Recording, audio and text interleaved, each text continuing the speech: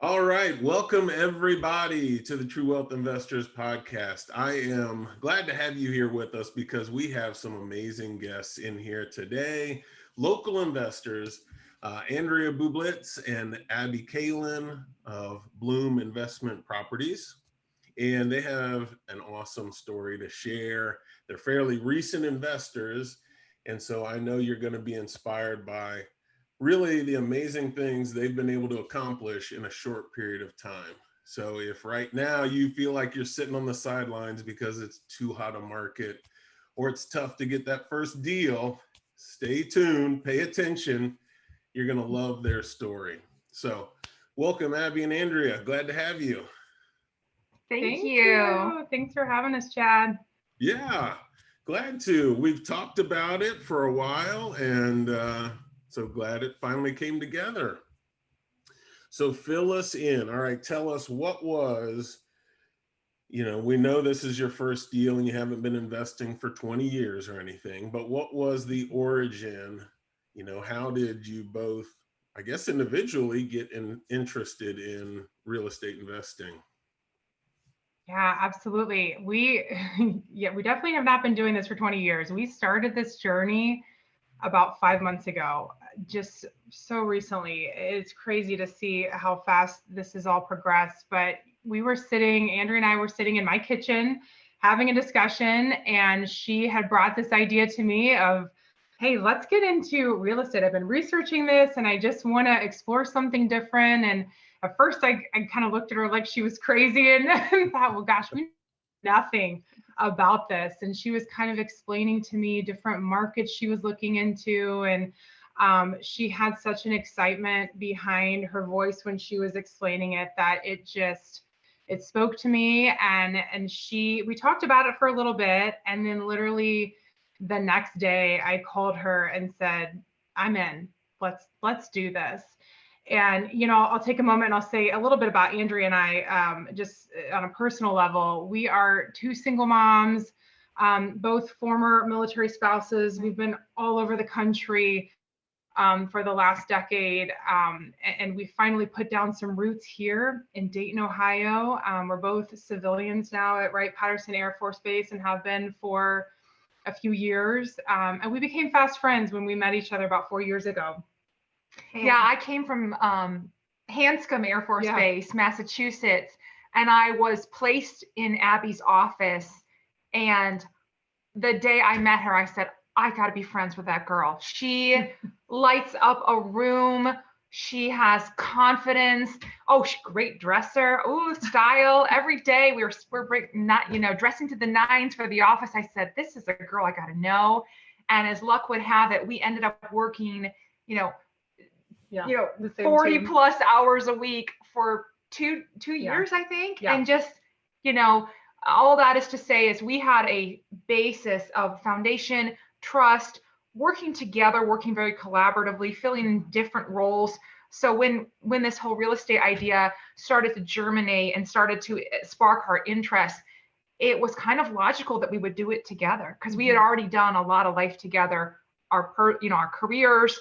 Personally, we had been very good friends, had been through a lot, had a shared background as being former Air Force spouses and now working for the Air Force ourselves. So that was a great start for us. Oh yeah. And when she had about the idea of not only being personal friends, but work colleagues too. So you've seen the professional side and the personal side.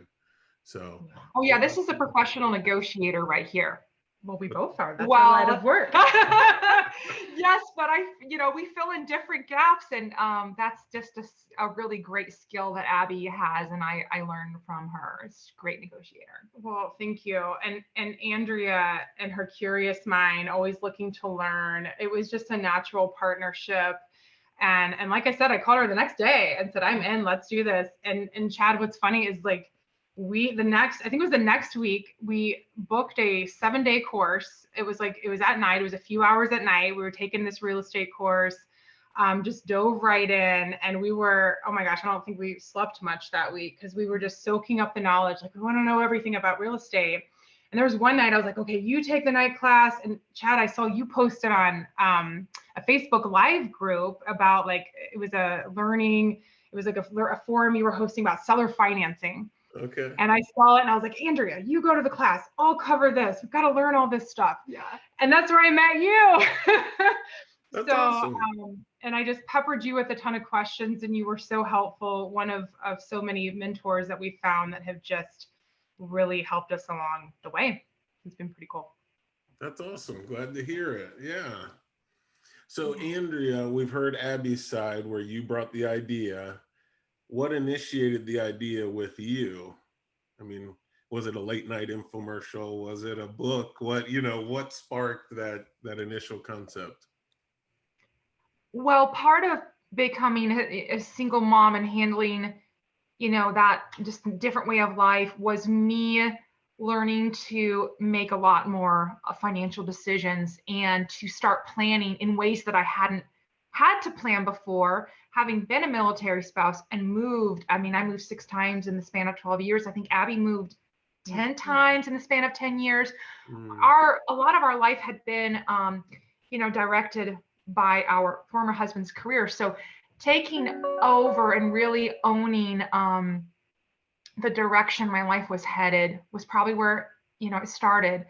But, throughout the COVID-19 pandemic, I had been reading about how people had been able to generate additional forms of income and how to plan for the future. And as we mentioned, we both have full-time jobs. We work for the Air Force, and we're very blessed with our work. And, we both love our work. But I wanted something more. I wanted something to build upon. And I wanted more. And I wanted more for my children, and I wanted more for myself. And so I started off the year 2021, New Year's resolution. I really had a phrase, and my phrase was, why not me? If Joe Schmo can do it, why not me? I would hear men, last summer talking about the stock market and how the pandemic had impacted it and what they were investing in. And I hadn't at that time been an active investor. And I said, why not me? And so Abby and I, we would share these things about what inspired us and what was driving us and how we were planning for the future. And real estate was just the next step of the why not me question. Why not me? Other people are property owners. What do they have that I don't have? Well, just maybe a little more experience. And so I really started to consider what it would mean to be a property owner. And I got really excited about the idea of short-term rentals, specifically the Airbnb market. Originally, I was thinking where that would be. That would be one of those destinations like Hocking Hills or Nashville, or even someplace on a beach in Florida. And I started very broad in my search, and I narrowed it down to our backyard of Dayton, Ohio, which turned out to be a great market because it's not yet saturated. The choices are somewhat limited for the guests, whereas in a big city, the choices are, endless. And so I don't know if I answered the question very well, but I feel like I've got a little off track. Completely. I mean, I really relate to, and it resonates with me, the concept of why not me, right? Yeah. And I feel so many people, when they're trying to get started, they look at people who have some kind of progress in real estate, and they feel like that person has something they don't have, that they're smarter, or they had connections, or they, whatever it is, they try to give an excuse for why they can't achieve it. And I remember for me personally, when I started, what I told myself over and over and over was, somebody in my market's going to make money in real estate, and I'm going to work hard enough that I'm one of them, right? If I just keep taking action and working at it, I can do what anybody else can do. So I love your motivation and kind of mantra in this year. Yep. Yeah. That should be inspiring to anybody, because anybody can say that, why not me? So if you just study, work hard, and keep taking action, anybody can accomplish these things. So that's awesome. Yeah. So, and yeah, I love that you included your friend and you said, hey, let's do this together, right? I couldn't have done it without her. We're absolutely partners in the truest sense. Financially, we're equally invested, time equally invested, and just sharpening each other with our different skills that we bring to the table. So I couldn't have asked for a better business partner. Totally agree. We definitely agree. I mean, my strengths are like we just complement each other well. She's my yin, what was it? Yin and yang. Yin and yang, yes.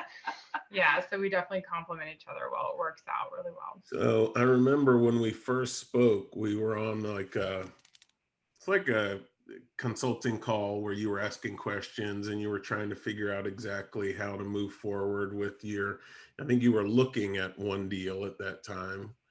And it was like possibilities, what are things we should consider? Do these numbers work correctly?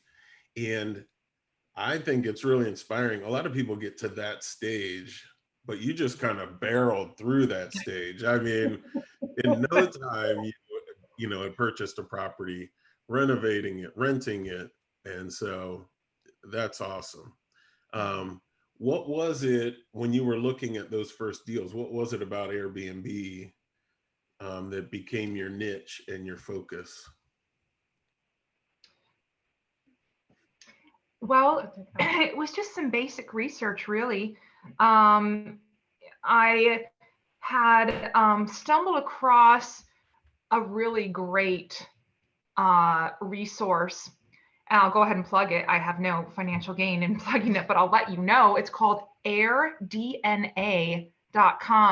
And airdna.com is a repository of data and analytics about the short-term rental market specifically. So it collects data from all around the world, from the VRBOs, the Airbnb, the fill in the blank, and it provides you, the investor, with some data points to know, okay, here's an example.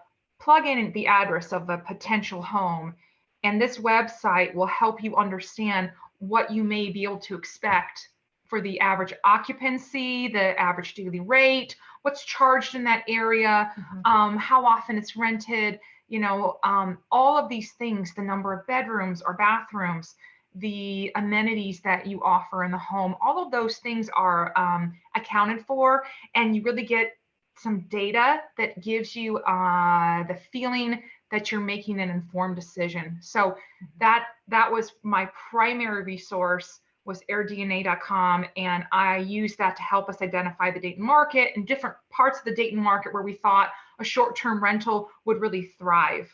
But there was other things that we considered too, and I'll let Abby talk about the other parts of Dayton that we knew what would bring people to Dayton. Dayton's not some sexy city where you go for a Are you sure? It's not your Nashville. Yeah, it's not There's no Nashville, that's for sure. And yet people come to Dayton, and I'll let Abby talk about what brings people to Dayton and why it was a great location for an Airbnb. Yeah, no, absolutely. And well, first of all, there's University of Dayton, which that between students and parents and people coming there for functions, that is a big anchor there. There's other institutions that we had done some research that were, going to be growing in Dayton that gave us an inclination that, hey, this is an up and coming market that's going to really appreciate. A lot of the hospitals in Dayton, all those went into our informed decision of like, hey, this is where we want to be. It was easy to look at Nashville and say, yeah, that's attractive, but it's saturated. It's quite saturated. My brother's actually in the real estate industry in Nashville, and it's much harder for him. So we looked at we originally started our search in the historic districts of Dayton, primarily the South Park Historic District, because that was our goal. We thought, well, we want to be proud of our little Airbnb and have it like, this funky color with some eclectic furniture that we may not have in our own homes, but man, wouldn't that be cool to have this fun little Airbnb? Yeah, we wanted to go eclectic, cutesy. We wanted it to be different and unique. That was our original, I guess, plan. Yeah. And we made a couple of offers on some really cute homes. I'll never forget, we went to dinner at Roost in downtown Dayton, a great little Italian. Plug for Roost. It's really good. You want some fine Italian and a beautiful atmosphere? Go to Roost. Yes.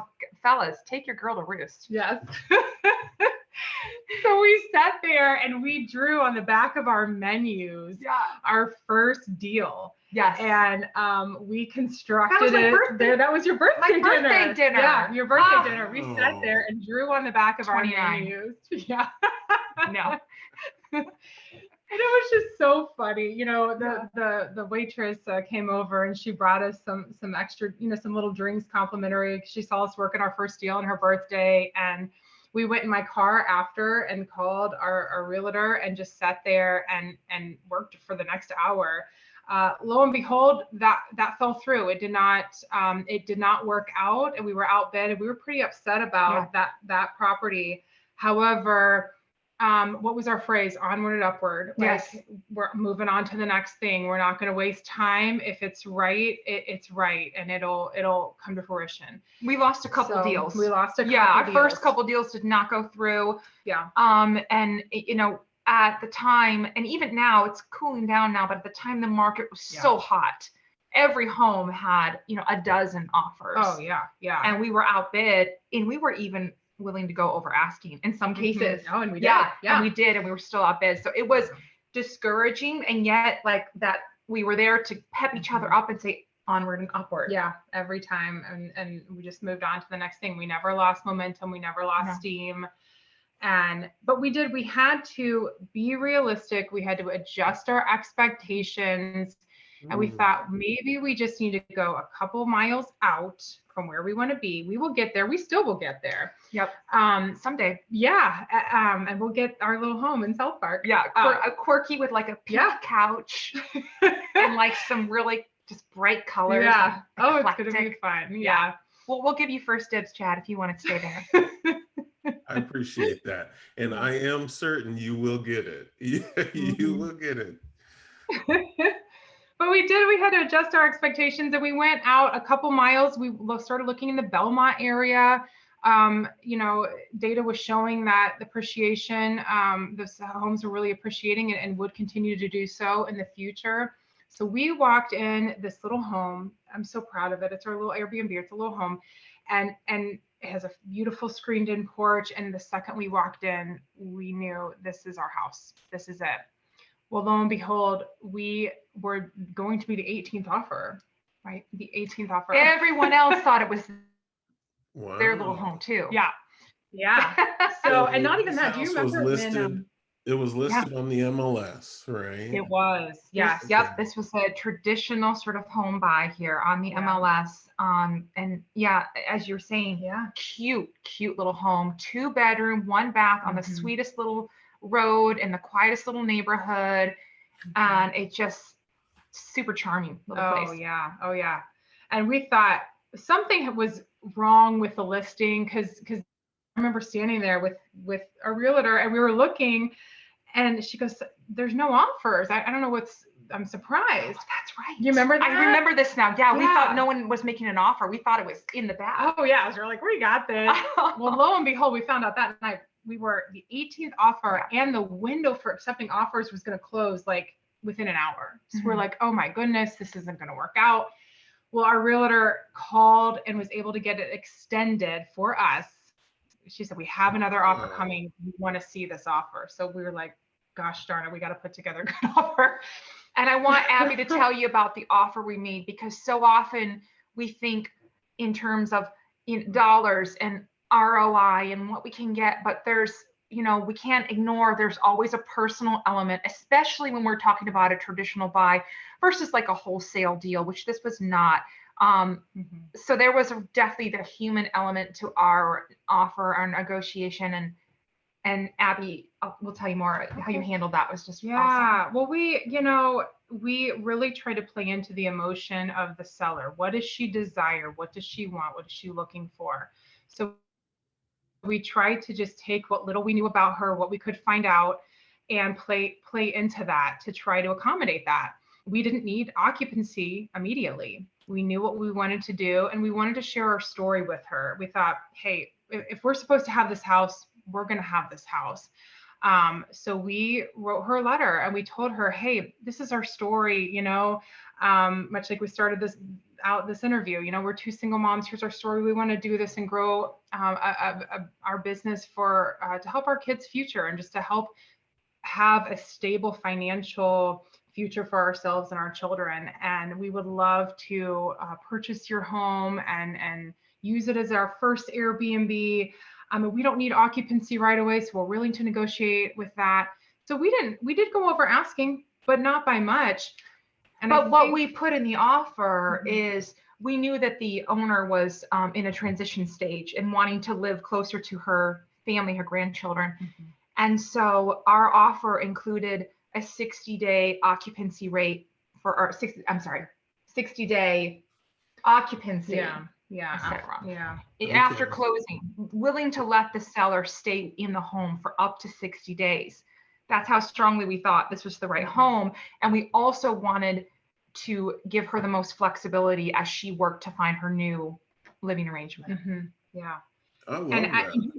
And who knows what spoke to her the most and what caused her to choose us over the 17 other people.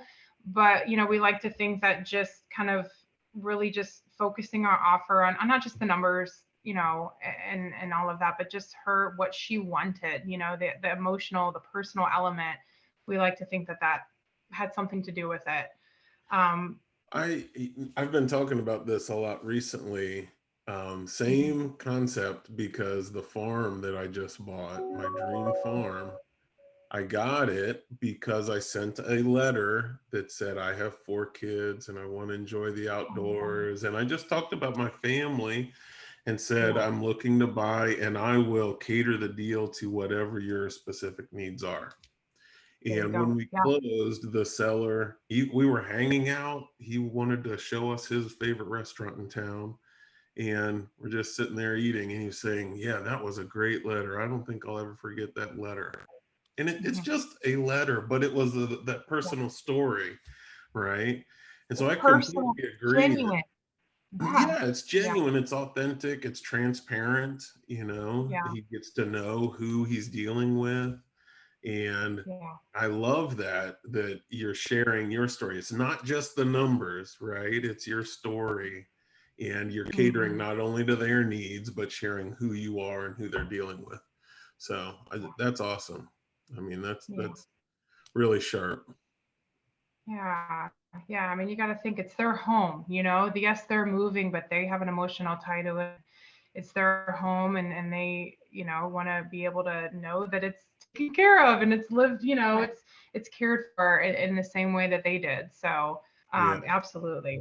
I love your story as well. That it definitely means. So how long did it take for you to find out, what was that negotiation process like? Oh, a couple days. Just a couple days. Okay. I think, she accepted our offer, and the 60 days that we, were going to, accommodate her to stay in the home ended up being much shorter. So we ended up getting the home sooner than we thought we would. Yeah. Which was a win, a great story for us, but we were willing to wait, let her have her time. But we got it. Yeah. A lot faster. And everything, everything works out. It really does. And like Andrea said, we got it much earlier, and we had all these plans, a very detailed schedule laid out, as Andrea and I do with everything. We schedule everything. We have to. Yeah, we have to. The way our life runs. Yeah, but this one, when she called us one day and said, hey, I'll be out this weekend. And we just thought, oh my gosh, like we're not ready. We're not ready isn't set up. What are we going to do? So we literally, it was so funny. My parents were in town, and I was so thankful for that, because my dad, I'll just shout out to him. He is such a handyman, And he basically just devoted that whole week to us and turning this property in a week. From the day we got occupancy to when we were ready to go live was what, a week and a half, maybe? Yeah. I mean, it was so short, but fully furnished. Painting done, some electrical work, the exterior steps. Yeah. I mean, we worked our tails off to get that thing out, because our goal was, hey, the sooner we get this listed, the sooner we start cash flowing, generating cash flow. And we worked hard, and your dad was unreal helpful. So helpful. So how did you finance the deal? Was it traditional financing with the bank?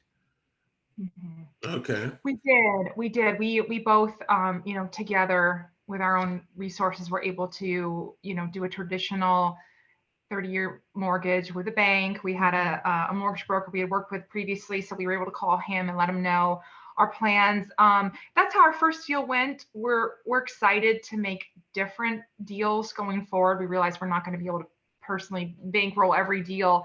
We'd like to get smarter and, and work with other investors and lenders and things. But for our first deal, it was just the two of us in the bank. Yeah, sure. And I know for a lot of people with an Airbnb, kind of the rehab or how you decorate it is something new. It's kind of, unknown. So how'd you handle that process? How did you decide how nice to make it? Or did you have a theme with your remodel, or, what was that like?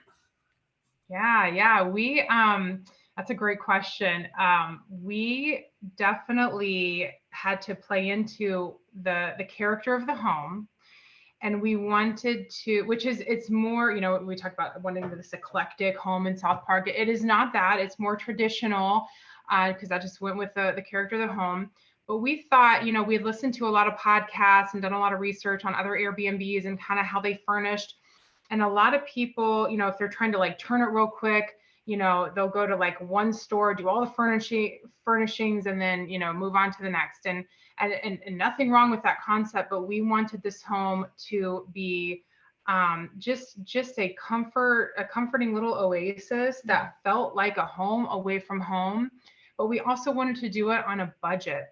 So instead of just going to one store like IKEA, for example, and just buying everything and calling it good, we would take days where we would go to, Macy's clearance section and furniture, which it was great, by the way. We found some great deals. Oh, yeah, that Dayton Mall, there's a Macy's clearance. Yeah, it's a furniture clearance. Yeah. We got some crazy good deals there. Stuff. Yeah. We found awesome. On Facebook Marketplace, a lady that restores furniture. So we got our, our dressers for the bedrooms off of that. Beautiful dressers. Yeah. And you got 3 of them for $300. I mean, we got some steal of deals.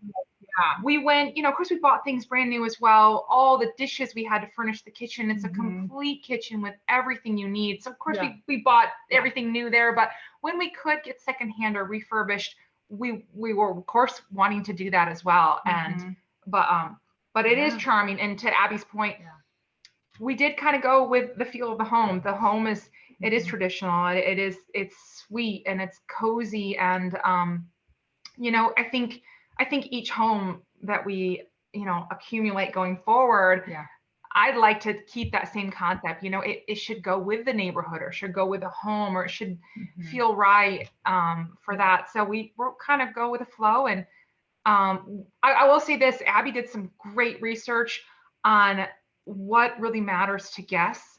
And she did find some amazing mattresses that our guests frequently comment on. It was like sleeping on a cloud. I never slept so well. She did her homework, and she said, Andrea, these are the mattresses we must buy. And I said, done, do it. The same with the towels. We have luxury towels. So we knew when to cut costs where we could, and when to spend for quality when it really did matter. And things like towels and your mattress and the couch or the TV, those things where people would spend more time, we were willing to spend the money for quality. So, yeah. So a week and a half renovation and decorating, That's pretty amazing, much less the fact that you were doing a lot of very specific things at multiple locations. It wasn't just one IKEA trip. So that had to be a really interesting week and a half. Oh yeah, it was pretty funny. I'll just like paint a picture of a typical day. We would be over there, you know, in the morning. My dad and I would be there either painting something or he'd be fixing something, and Andrea and I would be out. Do you remember there's a concrete walkway up to the door, like a stairs. Yeah. And we were painting, we were repainting Andrea and I was out there sanding. I'll tell you this right now. I don't really know tools, power tools. I mean, okay, you know, but we did it. But I can learn. All right, whatever the job demands. Step all up. the dads are so patient with me. I got to plug my dad too. Yeah, my dad yes. came out a couple weeks later after it was already listed and being actively rented, and we took a day. I took a day off work. My dad and I went. My mom watched my two little boys. My dad and I did some repairs that he's a very skilled carpenter and just a general contractor, and he came in and spent a day with me doing some other items that needed to be done. And we had shout out to our dads. They were awesome. They really helped us. We love our dads. But you know, it's so funny because we would spend the day at the house and then we'd come home thinking, okay, we get to come home and rest and go to bed and start the day tomorrow. But I'd come home because all the furniture we were going to put in the home I had delivered to my personal house. So I'd come home from a long day at the Airbnb to boxes, huge boxes at my front door, and like, oh, we're not going to bed for hours. And my dad and I would stay up for a couple hours putting together furniture, a desk, a bed frame, or whatever, and we'd start the day the next day. But you know, after that week and a half, we were able to sit back and just go, wow, you know, I mean, it was just such an accomplishing feeling, you know, and we had a photographer come in. That we hired to do our professional photos, and up until 5 minutes before she got there, we were still placing final items, much like the shows that like all those shows where like they're cooking and there's seconds left to plate the food. That was us in the house. Like last minute. Oh, that layup. It's funny. It can be done. So what were your feelings, you know, as you had the final pictures taken, the listing was going up, and it was, you know, that moment was coming where you would see whether there was a response to your unit or not? What things were going through your head at that point? Well, I will say I remember my dad looking at me going, we've put in so much work. He's more risk averse. And he would say, I hope this all pans out. I hope this all works out. And I want Andrea to share the story of because you were working in the background, the Airbnb site, setting that up while we were doing the maintenance. Yeah. So, you know, we divide and conquer with her handling things and me handling things. And one of my things was to actually get it listed on Airbnb. And it was a process to get the photos, the description, the cleaning, what you offer, the amenities, just to get your site listed. And we had this plan. Our plan was, we kind of wanted like you know how restaurants do, what do they do? A dry run or soft opening, where they have friends or family come to the restaurant, you know, order, and they can kind of work out the kinks. So our plan was to have our really wonderful friends, Alexei and Paul, rent the home for the first night, because we thought we can get honest feedback from them. If anything goes wrong, either with the site itself and the credit card or the address, we thought better to go wrong with a friend who we can flex with them. Or if we forgot something in the kitchen or the bathroom, so we had this plan. I'm on the phone with Alexei and Paul, and I'm like, hey, you know, I'm almost to that point. It's going to be listed. Are you ready to book? Because they were going to get online and they were going to book. So I finished it, I think, on a Thursday night. And I called them. I said, okay, go ahead and book. And they said, well, we can't. Well, we're trying. We can't book. It's not working. I go, I don't know why. And I'm troubleshooting. I'm messaging the Airbnb site and nothing's working. And finally I said, we're going to bed. We'll figure it out in the morning. Hopefully we can get this figured out. The next morning we wake up and we have our bedroom, the home was rented, but not by Alexei and Paul. Somehow there was a lag from when I posted it and when Airbnb made it go live. There was a lag. So our friends weren't able to book it. someone else was. And we immediately, so we had to call them and say, well, we actually have a paying guest in, and within I guess we'll just hours. Yeah. How amazing. We woke up to it. Yeah. And ours have yet to stay there because we have sustained on average about a 90% occupancy since we went live with the home at the very last week of May. May 21st, we went live. Yeah.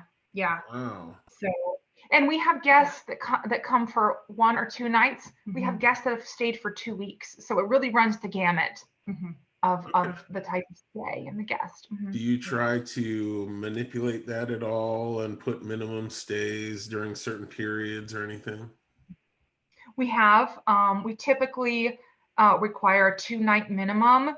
However, if we look at a month, we have a couple, the next month's coming up, and we see that it's not booked as much as we would hope for, we'll turn that off and we'll allow 1-night stays. I mean, we would prefer 2-night longer because it's just, it's just easier for us to manage it because there's a turnover process when a guest leaves and before another guest comes.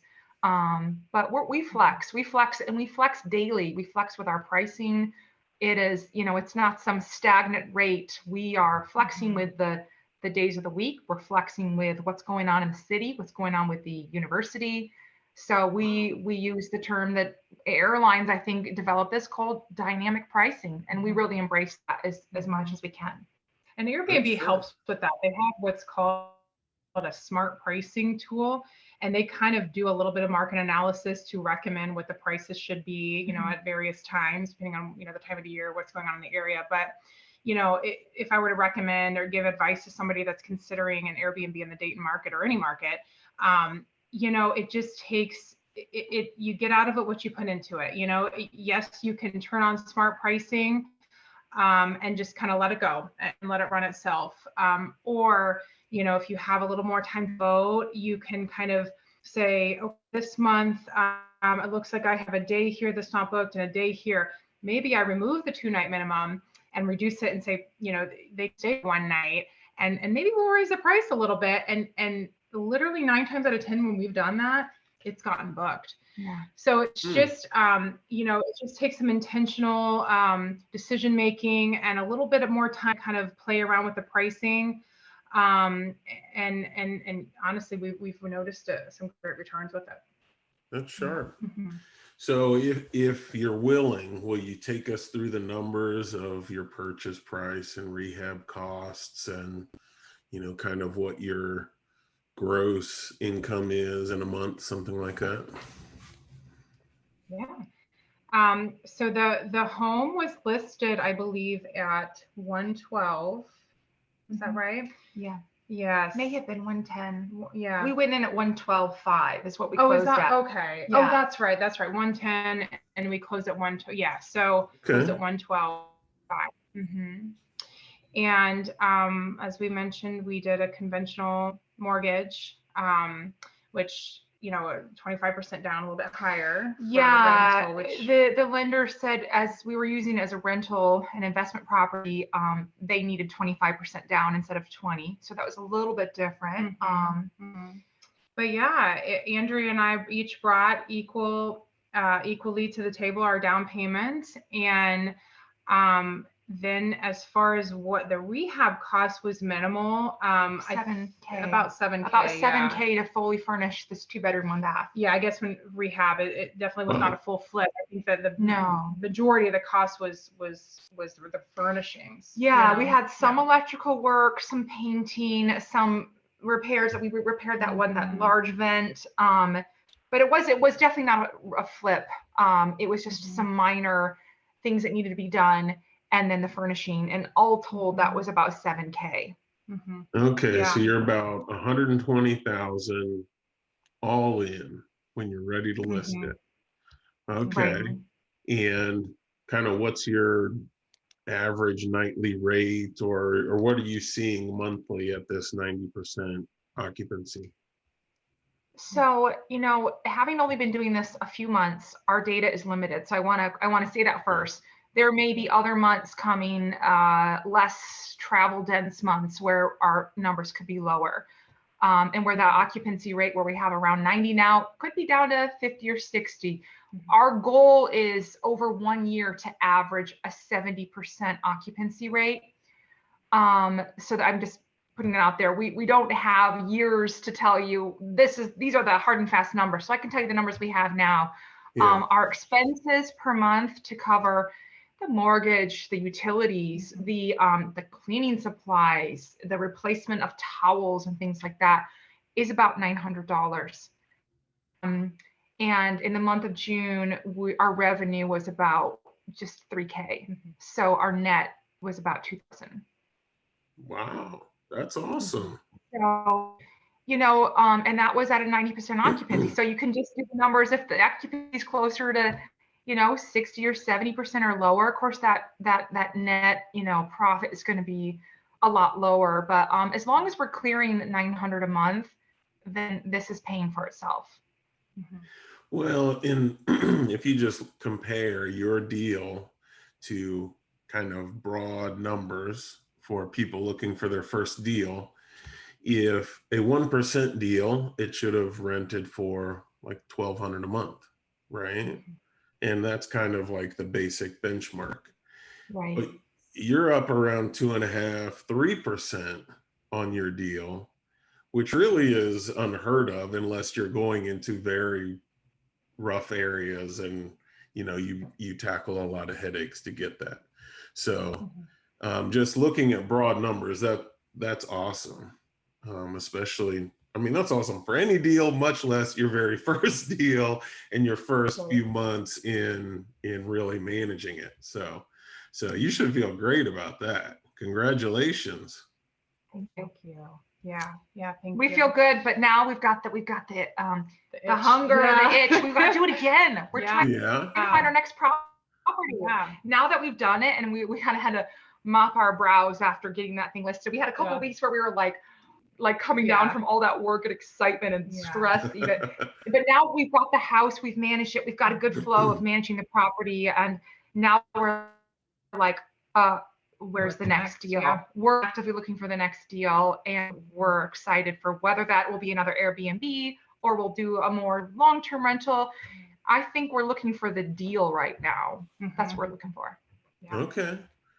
And you have when you look forward and you plan, you're big planners, I know that. So, do you have a vision for what the end goal is, whether that's 5 years, 10 years, 20 years?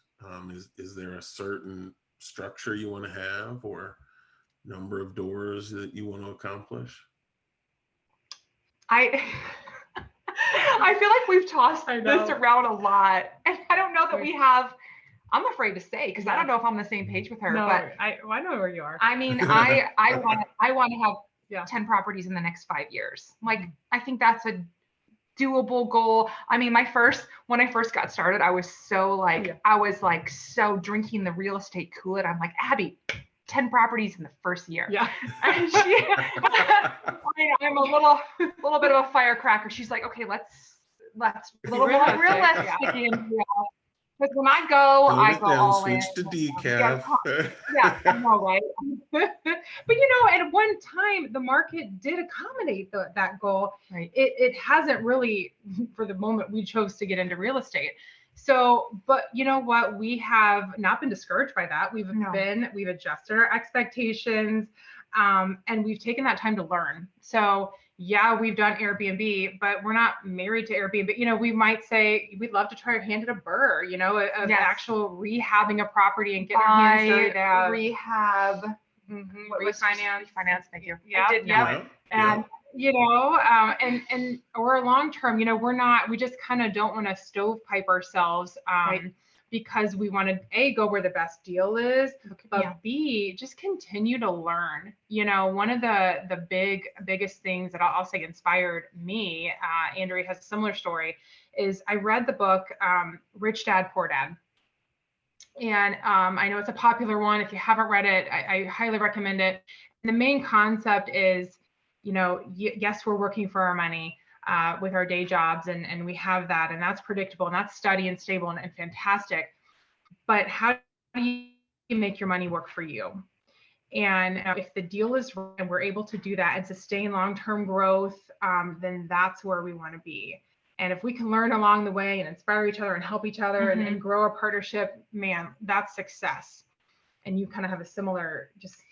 Yeah. And I guess another thing that inspired me was just that it was a TED talk. And the TED talk was about what is the greatest indicator of success in life? If you were to line up some school children and you say, who's going to be successful? And the presenter on TED Talk arrived at the conclusion that it wasn't necessarily intellect. It wasn't their IQ score that determined success.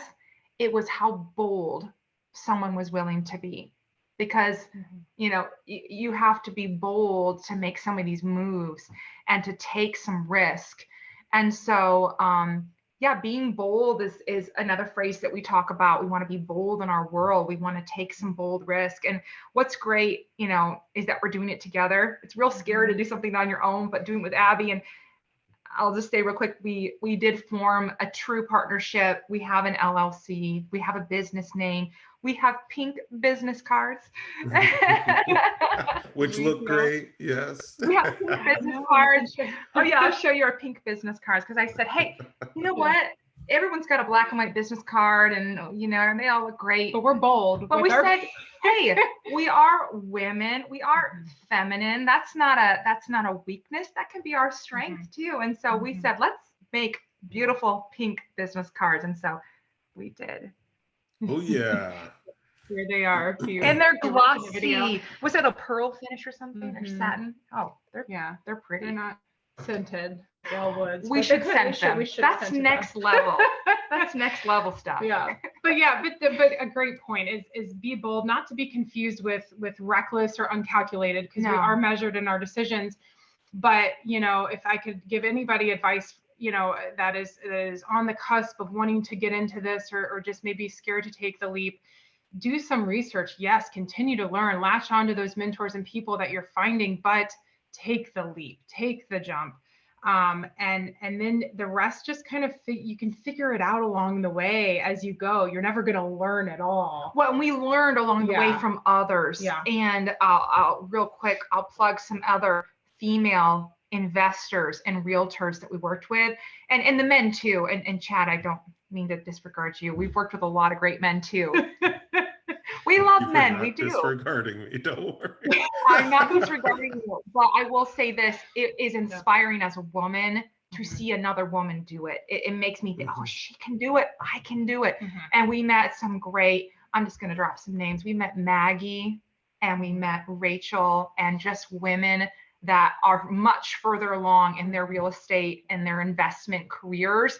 And they did not look at us as competition. They looked at us as friends, and they answered our questions and took us along with them. And we want to see us be successful. Yeah. And that also inspiring from a woman's standpoint, because sometimes women don't work that well together with that regard. But we found the opposite. Yes, we found absolutely. Women working great together. Of course, our partnership, we work great together. We found other women that are just there to lift you up and help you along the way. And that's been really great. It's a great part of our story too.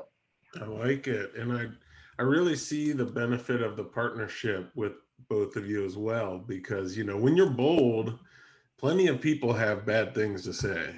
They'll criticize what you're doing because you're trying to stand out. And I really like that as long as the two of you are encouraging of each other, it's much easier to dismiss those other voices that you may hear along the way. And that you found so many other encouraging voices in the local market is awesome too. So that should be a great encouragement for anybody who's investing, to just, that word of encouragement to a new investor is really important and valuable. We shouldn't dismiss it really is. Talking with you early on was very valuable. Going to there are real estate groups in Dayton, going to these events and meeting strangers and talking about what you're looking for. I mean, those were all great. We found overall just great That's been so helpful. People have been awesome, and men and women and young and old, and every just run the gamut of people that you'll meet at these realtor groups, and that's been really cool too. Yeah, and we've tried to attend a lot of them, and we usually go together. So if you're listening and you're in the Dayton area, please come out to these events. We'd love to meet you and have a conversation with you. We've really met a lot of great people along the way, and just continuing to build our network, and just great friends too. Absolutely. It doesn't have to be all business. Like we've met some great friends along the way, which has been pretty cool. That's awesome. So for everybody listening, what is, a lot of people will listen to your story, and you've had success in a short amount of time. And I know you have future goals and other things, but you have had success in a short amount of time. And you've overcome a lot of obstacles along the way, not being able to find deals, one of 18 offers on the deal that you did get. And so for other people who are seeing those obstacles, what is your why, or what is it that really pushes you to continually overcome as you run into difficulties? Oh gosh. Honestly, each other. We really inspire each other. We push each other.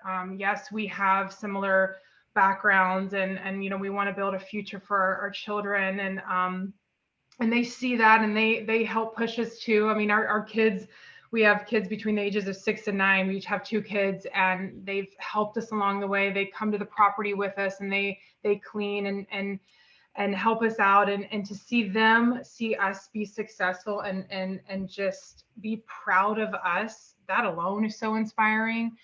But honestly, this gives us an element of growth, an ability to just grow our knowledge base, and push each other in ways that is just, outside of our normal careers. But it also has expanded our friendship, because, I mean, yes, we're bold, but, I remember going to our first real estate event to meet people, and we latched onto each other. It's like, don't leave me. Yeah. I was so nervous. But, the fact that you have, I have my best friend here with me is just, she keeps me going. She keeps me going. I'll say it too, and we said before we even did this interview today that I know this is a real estate topic. Podcast is about real estate and deals, but like our story is our friendship. And we inspire each other, we push each other, we hold each other accountable. I mean, this is a woman who will tell me like it is if I'm going on the wrong path, and I love her for that. And she thinks differently than me. I've come with an idea, she's got a different way to do it, and sometimes that's the better way. And I love that we can combine forces. Iron sharpens iron. There's, I can't remember what book it is now, but it says essentially you are the sum of the 5 people you spend the most time with, right? Who you surround yourself with, and that law of attraction. Yeah, the law of attraction, who you spend time with, you end up, being more and more like them. So we spend time together, and we try to be intentional with who we spend our time with, going to these events, meeting other experienced investors, meeting you, Chad, getting your words of advice, listening to your podcast, which we've listened to many. Yeah. We were like, oh my God, we found this podcaster in Dayton. Yeah. So we push each other. I think just the desire to grow and learn. There's something innate there in both of us. In our careers, we operate the same way. We like challenges. We like to push ourselves, and that's just that makes life rich, right? Yeah, definitely. Well, I love it. I love your story, and I'm really grateful that you came on today to share your story. And I know that for people listening, it'll be inspiring to them. Not only give them information, the how-to, but just the inspiration to keep going, when they don't know the how-to or the next step, that's part of the process. So thank you very much for coming on. I know people will be inspired by it. I know your kids are inspired by your actions and what you're doing, and that means a huge deal as well. So for people who want to continue to keep track of what you've got going on, that next deal and where you're moving to, how can they follow you? Yeah, absolutely. So our Gmail account is bloominvestmentproperties@gmail.com.